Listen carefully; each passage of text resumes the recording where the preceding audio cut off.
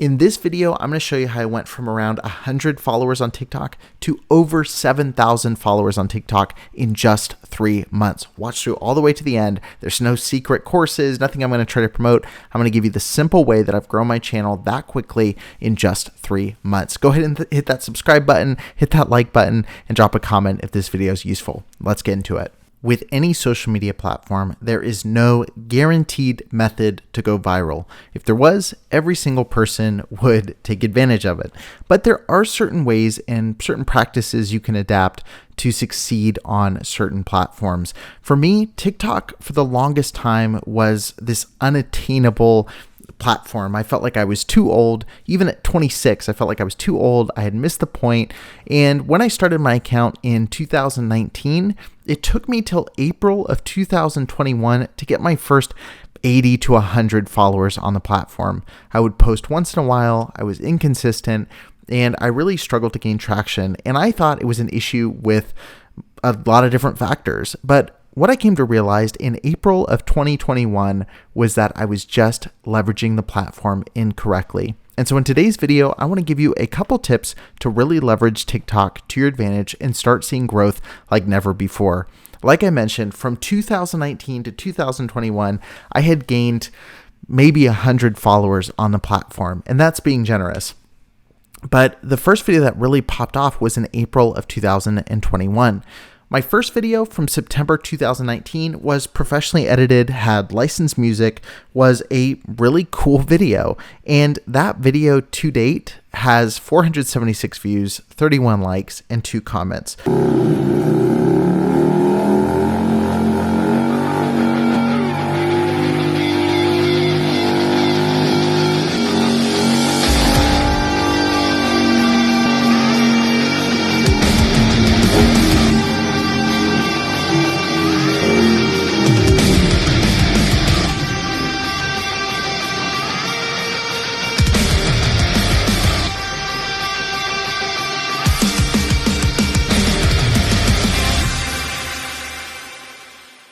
So even though I had a really cool shot, I had professionally edited, I dropped a website on there, I had really edited a professional advertisement, that video really didn't perform very well, and to this day has not picked up any steam. The video I posted in April of 2021 has 113.9 thousand views, 1,000 shares, 23.5 thousand likes, and 576 comments. That video is a recording of a Zoom interview that I conducted. I know something crazy about biblical womanhood. I learned this from Dr. Beth Allison Barr. She's a medieval scholar who wrote a book called The Making of Biblical Womanhood. It's absolutely amazing. You need to check it out. But one of the verses that everyone points to is Ephesians 5:22 through 23. It says, "Wives, submit to your own husbands as to the Lord." And that's usually where most conversations about a Christian marriage start. But the crazy thing is, that's not where the passage actually starts. You see, the editors who had a bent toward complementarianism and patriarchy put in a little translator's note that says wives and husband above that section. So it looks like that's where the actual passage starts. If you get rid of that translator's note and you go to verse number 21, it says submitting to one another.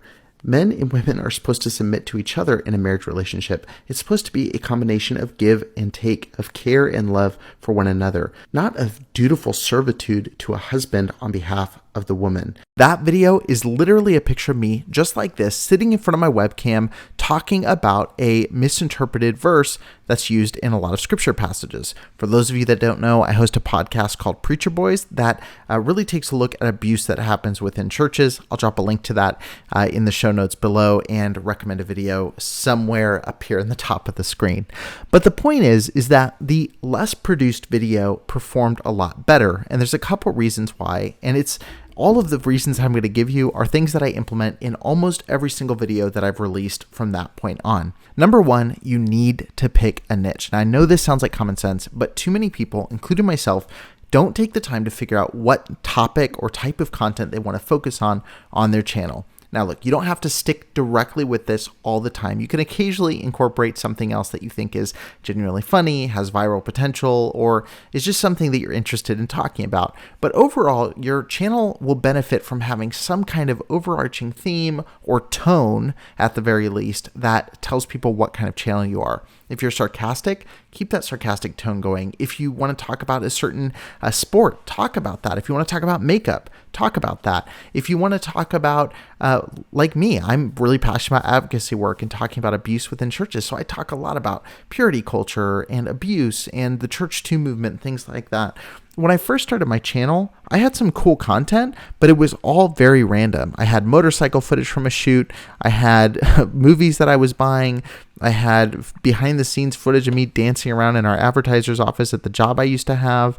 I had videos from Colorado that, again, looked really nice, but just were very random. I had really random kind of quirky videos. I had car videos again. Every single clip that I had was very, very random. And there just wasn't some kind of cohesive theme.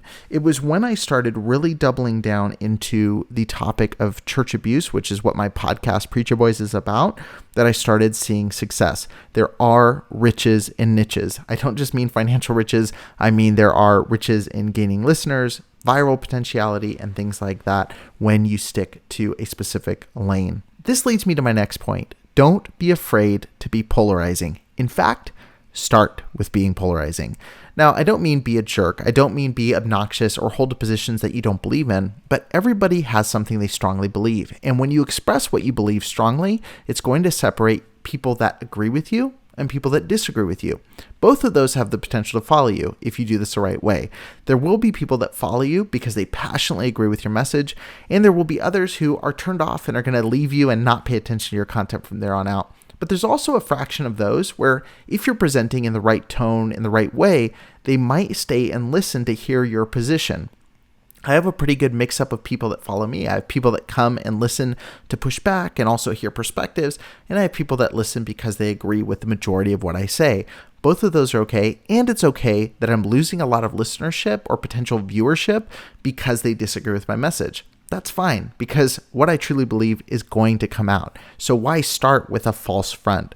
So don't be afraid to be polarizing. And I would say every single video should incorporate something polarizing if possible. You don't have to force it, but say something that's going to grab their attention. If you look at the first video I created that went viral, the one that has 113 plus thousand views on it, I started the video with a caption. I was making a face kind of grimacing, and it says, "The Myth of Biblical Womanhood."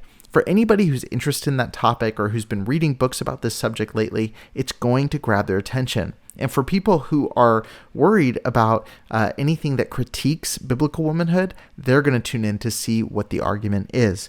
So don't be afraid to be polarizing. And I recommend including a caption in the first 5 seconds of your video that's written out that says what the video is about in the most polarizing way possible.